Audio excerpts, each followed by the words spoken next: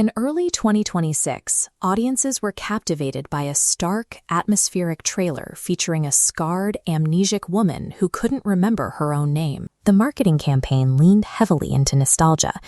They positioned the movie as a visually lavish, prestige update to the 1935 original, Bride of Frankenstein. Against a massive $90 million budget, The Bride grossed just $29 million globally.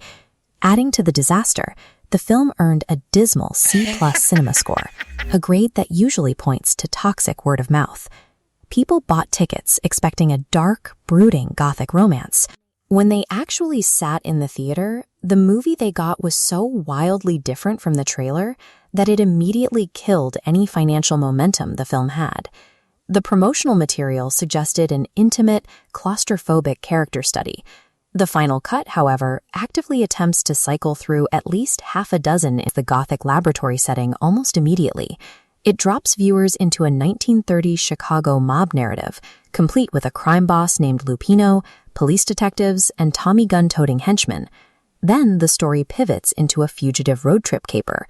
The undead couple steals a car and goes on a cross-country crime spree that eventually lands them at a drive-in tater in Niagara Falls.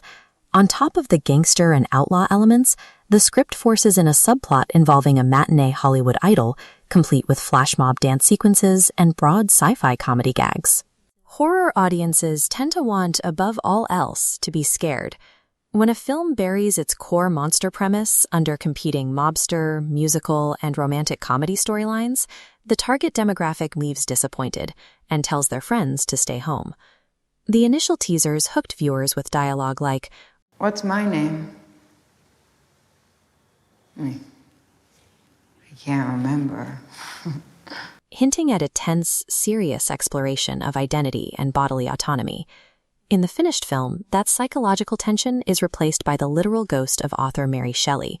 She spends the runtime possessing characters from the afterlife, cackling wildly and forcefully delivering exposition directly to the audience. The immersion of the period setting is routinely broken by needle drops from contemporary electronica acts like Fever Ray, alongside characters loudly shouting modern protest slogans during 1930s high society parties. Reviewers from major trade publications like Variety and The Hollywood Reporter noted this tonal friction. They pointed out that the script operated more like an over-intellectualized study guide than a functional piece of entertainment. The movie sacrificed dread and suspense in order to explicitly lecture its audience. By prioritizing a heavy-handed academic message over crafting a compelling, frightening story, the film alienated the exact people who bought tickets. This leaves an obvious question. If the final product was such a disjointed, chaotic experience, how did the marketing team put together such an appealing, cohesive trailer? The physical production of the movie was genuinely stunning. Cinematographer Lauren Scher shot the film using massive, high-resolution IMAX cameras, while legendary designer Sandy Powell provided striking, boldly detailed costumes. Warner Brothers' marketing department took those premium visual assets, the gorgeous lighting, the crisp IMAX framing, the immaculate wardrobe, and selectively edited them to imply a dark, unified tone that didn't exist in the script. This line graph shows the immediate financial backlash. Once opening night audiences realized the movie was a scattered, genre-hopping lecture, ticket sales dropped 70% in the second weekend. In its opening frame, the $90 million Gothic epic couldn't even secure the #1 spot at the domestic box office. It lost out entirely to Pixar's animated family film, Hoppers.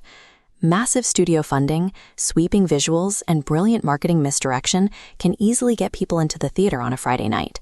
But if you stitch together a dozen competing ideas without a cohesive emotional core, the audience will reject the experiment